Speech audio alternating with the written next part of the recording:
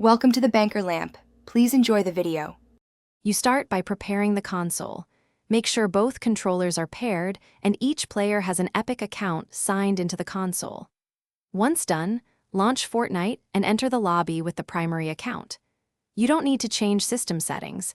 Instead, grab the second controller and press the indicated button when prompted to join. This immediately begins the split-screen join process because Fortnite requires an active lobby and a second controller input before creating the local split. Now add the second player. Press X or on the second controller and sign in with the other Epic account if requested.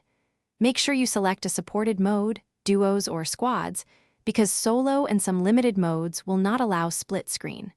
Once the second player accepts, you'll see both player icons in the lobby and the screen will split horizontally when the match loads.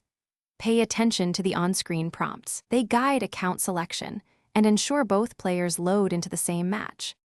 Finally, start the match and the console will split the display once the game loads, so each player has their view.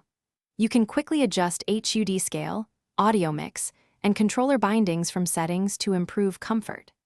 If the second player fails to appear or you get a black half screen, sign the second controller out and back in, double-check both accounts are active, and restart Fortnite or the console. These steps solve most join errors because they reset local input and account sessions.